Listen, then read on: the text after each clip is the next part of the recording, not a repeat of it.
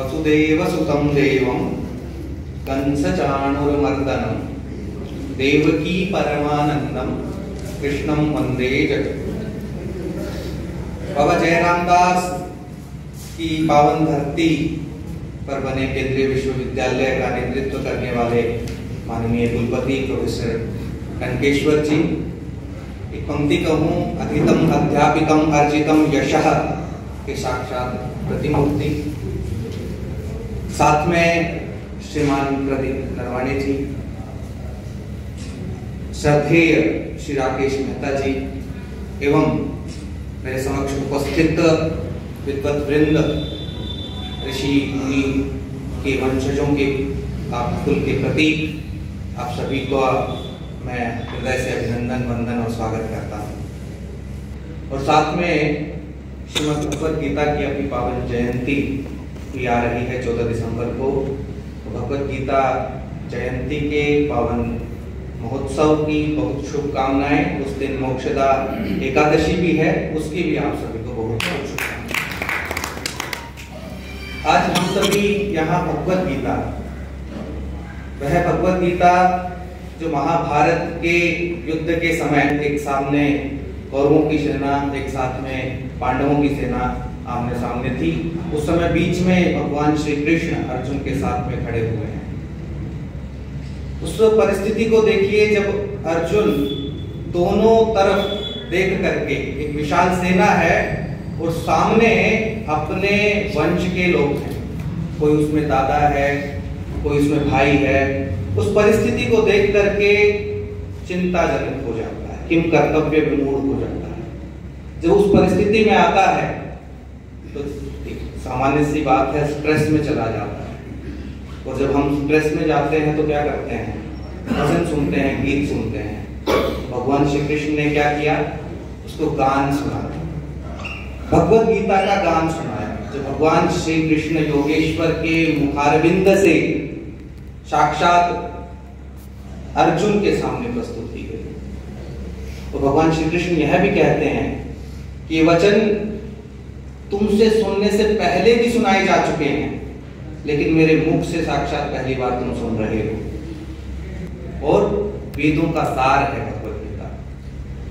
कहते हैं कि उसके पश्चात वेद जो ज्ञान ग्रंथ हैं और उसका सार उपनिषद कहे जाते हैं, और उपनिषदों का सार भगवद गीता कही जाती है। और जो साक्षात प्रस्तुत कर रहे हैं गवाले भगवान श्री कृष्ण। सर्वोपनिषदो गावो दुग्धा गोपाल नंदनः। जो सभी उपनिषद हैं वो गाय हैं, और उस गाय का दोहन करने वाला भगवान श्री कृष्ण गवाले गोपाल नंदन है। पार्थो वत्सः सुधीर भोक्ता दुग्धम गीतामृतम महत्। ये पार्थ, सबसे पहले आप इस गीता का पान कर रहे हैं, और उसके पश्चात जो यहाँ बैठे ऋषिजन हैं, सुधीजन हैं, विद्वत वृंद है, वो इसका पान करेंगे। भगवद गीता के शब्दों को देखिएगा, बड़े महत्वपूर्ण हैं। प्रथम ही जो श्लोक है, धर्म क्षेत्रे कुरुक्षेत्रे संवेता युयुत्सवः मामका पांडवाश्चैव किम कुर्वत संजयः। पहले दो शब्दों को देखिएगा, सारी भगवद गीता उसी पर निर्भर है। धर्म क्षेत्रे कुरुक्षेत्रे, जब उस समय व्यक्ति अपने कर्म के मार्ग से हटने लग गया था, धर्म के मार्ग से हटने लग गया था, विज्ञानवादी युग के प्रारंभ होने के साथ साथ तो समाज में असमरसता का भाव, समरस समाज नहीं रह गया था, तब भगवान श्री कृष्ण ने उस महाभारत के युद्ध क्षेत्र में उस भगवद गीता को हमारे सामने प्रस्तुत किया। धर्म क्षेत्रे कुरुक्षेत्रे, धर्म और कर्म पर ही आधारित है समस्त भगवद गीता। धर्म क्या है?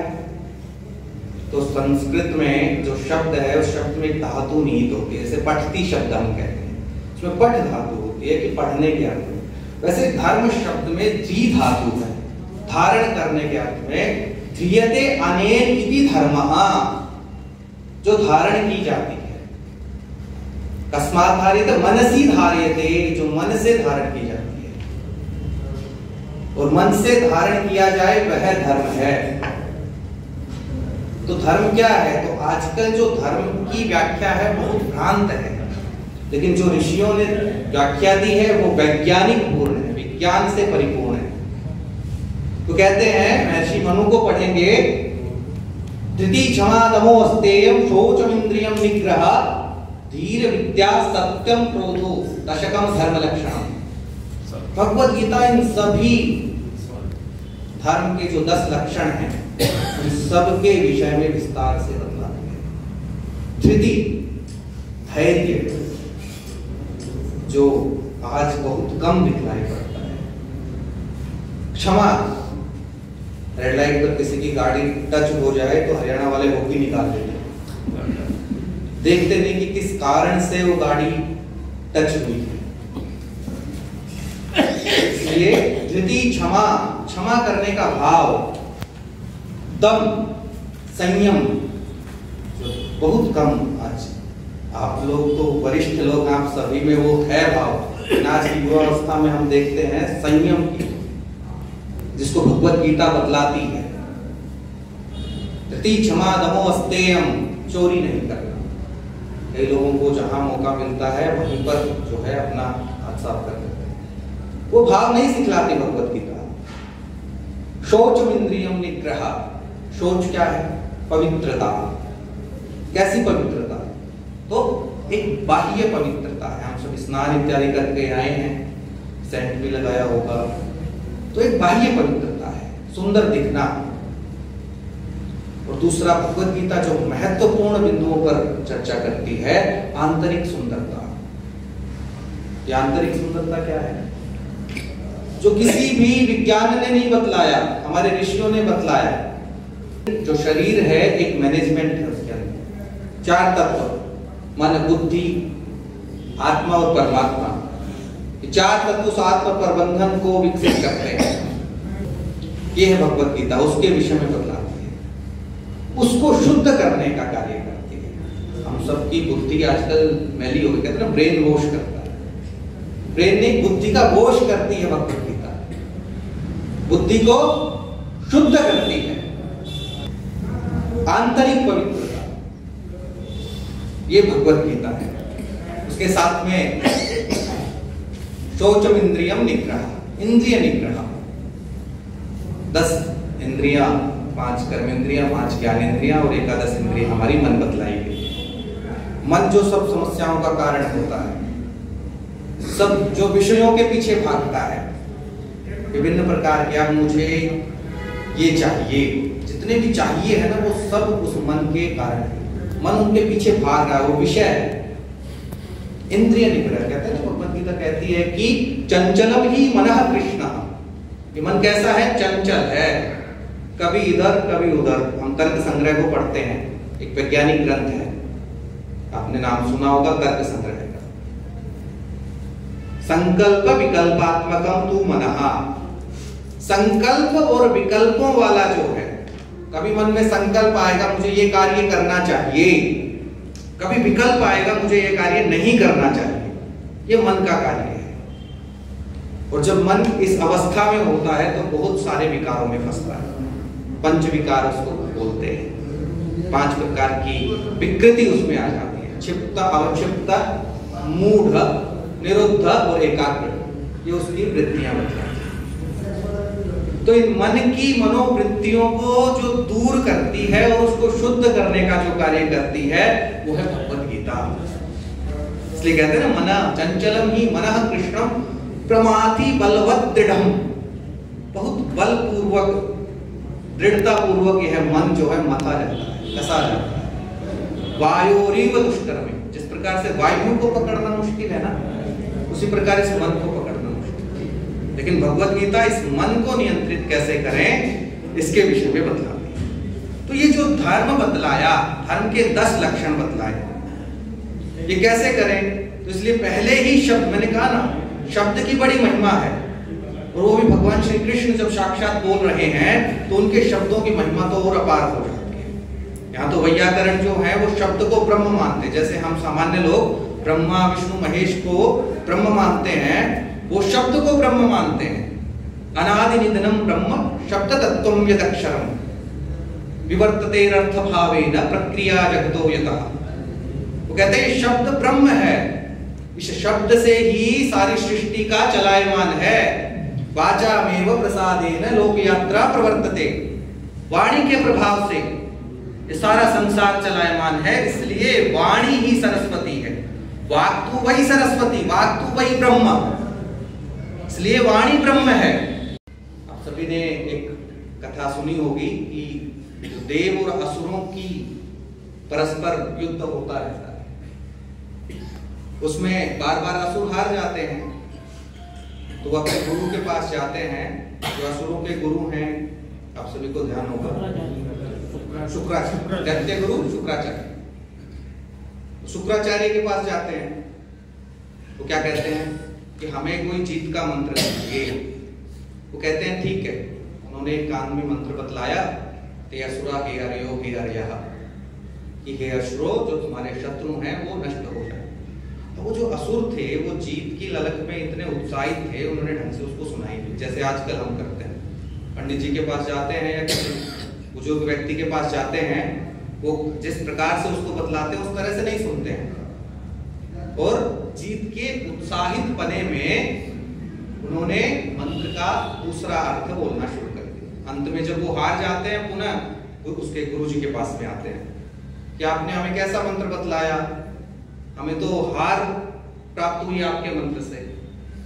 जैसे आजकल हम पंडितों को दोष दे देते हैं किसी अन्य व्यक्ति को जो हमें अच्छी बातें बतलाते हैं कि इस कारण से यह रहा होगा। तो उसमें कहा कि तुमने कौन सा मंत्र बोला, तो कहा ते असुरा हे लयो हे लयः। देखिए एक अक्षर के कारण पूरे शब्द का अनर्थ हो गया। हे रयो हे रयः, हे अरयो, अरि मतलब होता है शत्रु, हे लयो, लयो मतलब होता है विनाश हो जाना, कि हे असुरो तुम्हारा ही विनाश हो जाए। तो एक अक्षर के कारण संपूर्ण विनाश। ते असुरो हे लयो हे लयः, इसलिए शब्द की बड़ी महत्ता है। भगवान श्री कृष्ण के शब्दों की तो और बड़ी महत्ता है। ये जो धर्म के 10 लक्षण बतलाए, अब कैसे फॉलो किया जाए, तो कर्म के माध्यम से, कर्म में इस धर्म को लेकर के आना चाहिए। कर्म क्या है, जो हम करते हैं, चलनात्मकम कर्म, जो भी कार्य करते हैं, क्रिया है, उसको कर्म कहते हैं। या कर्तुरीप्सित तमम कर्म, कर्ता, या मैं जिस कार्य को करना चाहता हूं वो कर्म है। मूल रूप से जब भगवत गीता को देखते हैं, 3 प्रकार के कर्मों का वो बोध करते हैं। संचित कर्म, प्रारब्ध कर्म और क्रिया। संचित कर्म वो हैं जो हमने पूर्व जन्मों में जो कार्य किए हैं, जो भी पाप और पुण्य हैं हमारे, वो एकत्रित किए, वो संचित कर्म है।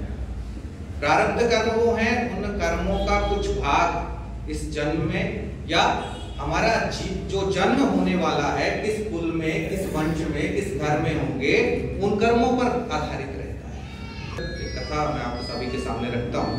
एक कौवा और एक गरुड़ बहुत अच्छे मित्र बन जाते हैं। तो जो भी बातें आपस में दोनों साझा करते थे, तो एक बार क्या हुआ, यमदूत आया और कौवे को देख करके हंसने लग गया। कौवा डर गया, भाई अब ये तो लेके जाएगा। पहली बार उसने गरुड़ को बतलाया कि ऐसी ऐसी बात है, यमदूत आ रहा है, मेरे को देखकर हंसा। वो नहीं वैसे भी हंस सकता है, ऐसी कोई बात नहीं। दोबारा एक वन में बैठे हुए थे दोनों, फिर यमदूत आया, फिर हंसने लग गया कौवे को देखकर। अब और डर गया। अब यमदूत एकदम से आपको तो किसी को भी देख के हंसने लग जाए, वो ये तो गया। तब उसने कहा तू चिंता ना कर, मैं ऐसी जगह लेकर के चलूंगा जहां पर यमदूत आ ही नहीं सकता। वो उसको अपनी पीठ पर बिठा करके कैलाश पर्वत पर ले गया। और जब वहां पहुंचे तो यमदूत पहले से विराजमान था। उसने कौवे को देखते ही पाश फेंका और उसके प्राण हर लिए। एकदम से गरुड़ सकपका रह गया, ये क्या हो गया। तो वो यमदूत जब जाने लगा तो उससे हाथ जोड़ करके पूछने लग गया कि भगवान, आप जब इसे वन में मिले थे या उस वृक्ष पर मिले थे तभी इसके प्राणों को हर लेते, यहां पर आकर के को बोले कि इस कौवे की मृत्यु इस कैलाश पर्वत पर हुई, इसलिए न चाहते हुए भी मैं ये सोचकर हंस रहा था, ये छोटा सा प्राणी है, इसके छोटे से पंख हैं, ये कैलाश पर्वत कैसे पहुंचेगा? तुम इसके मित्र बने, तुम यहां तक इसको लेकर के आए। तो ये होता है प्रारब्ध। एक पीछे हमने देखा बड़े ही दुखद घटना हमारे सामने आई, जो प्रथम CDS हमारे विपिन रावत जी जिस प्रकार से भाग्याधीन हैं, सब घटनाएं हमारे हाथ में नहीं है, जिस तरह से हमें उनको खोना पड़ा, ये प्रारब्ध है। और तीसरा है क्रियमाण कर्म, जो इस जन्म में हम कर रहे हैं, जो भी पाप और पुण्य सबका लेखा जोखा हो रहा है, इसलिए जो भी कार्य हम कर रहे हैं वो सब क्रियमाण कर्म के अंतर्गत आते हैं। भगवत गीता से हम क्या सीखें? कहता है भगवत गीता हमें आत्म प्रबंधन सिखाती है। उद्धरेत आत्मना आत्मानम नात्मानम अवसादे। व्यक्ति अपना उद्धार हम स्वयं कर सकते हैं, कोई दूसरा व्यक्ति आपको आके नहीं कहेगा कि मैं तुम्हें मोक्ष दिला देता हूं। अगर हमें अपना उद्धार करना है तो हमें स्वयं उस प्रोसेस में जाना होगा, और उसके लिए क्या है? ऋषियों ने 4 चीजें बताई। भगवान श्री कृष्ण उन 4 बिंदुओं पर फोकस करते हैं: मन, बुद्धि, आत्म तत्व और परमात्मा तत्व। मन शुद्ध होगा तो बुद्धि शुद्ध हो जाएगी, मन नियंत्रित है तो बुद्धि नियंत्रित हो जाएगी। हम उस बुद्धि के माध्यम से, अगर शुद्ध बुद्धि है तो उस विशुद्ध परमात्मा को प्राप्त कर सकते हैं। दूसरा, भगवत गीता से और क्या ग्रहण करें? अगर अच्छा गुरु चाहते हैं तो अच्छा शिष्य भी हमें बनना पड़ेगा, अर्जुन की तरह। शिष्यस्ते अहम शादी मांगतों प्रपन्ना। सब कुछ अपना अर्पण अपने गुरु के सानिध्य में करना होगा, तब जाकर के हम उस गुरु की कृपा को समझ सकते। वो गुरु जो हमें बतलाए उसके निर्देशों का हमें पालन करना। आत्म प्रबंधन, आत्मविश्वास, गुरु के प्रति श्रद्धा, ये सब भगवत गीता में निहित है, भगवत गीता से सीखते हैं। और आज के समय में जो सबसे महत्वपूर्ण है, अवसाद को दूर करती है। 17% भारतीय आत्महत्या करते हैं, कारण हमने अपने ग्रंथों को, अपने भगवत गीता को पढ़ना छोड़ दिया है। जो भगवत गीता पढ़ता है, एक सर्वे ऐसा भी आया था, 24% भारत में तलाक हो रहे हैं। पहले कोई नाम भी नहीं सुनता था तलाक। जब हम अपने ग्रंथों से दूर होते गए हैं, वैसे वैसे विकृतियों ने हम पर हावी होती गई है। भगवत गीता को पढ़ते हैं तो सब समस्याओं का निराकरण कर देती है, जो अवसाद का सबसे महत्वपूर्ण निराकरण करती है। उसके साथ साथ जो सबसे महत्वपूर्ण भाव आज के समय जो दिखलाई पड़ता है, समाज में समरसता को लेकर आती है भगवत गीता। भगवान श्री कृष्ण कहते हैं, चातुर्वर्ण्यम मया सृष्टम गुण कर्म विभागशः, जिसकी व्याख्या विभिन्न लोग विभिन्न प्रकार से करते हैं। लेकिन भगवान श्री कृष्ण उस जो वेद के अंतर्गत ब्रह्मस्य मुखमासीत् बाहु राजन्यकृतः जो मंत्र दिया, उसकी सटीक व्याख्या गुणों के आधार पर किस प्रकार से हो सकती है, समाज में समरसता किस प्रकार से लाई जा सकती है, तो कहते हैं विद्या विनय संपन्ने ब्राह्मणे गविहस्तिनि शुनिश्चैव स्ववाक्ये च पंडितः सन्तः।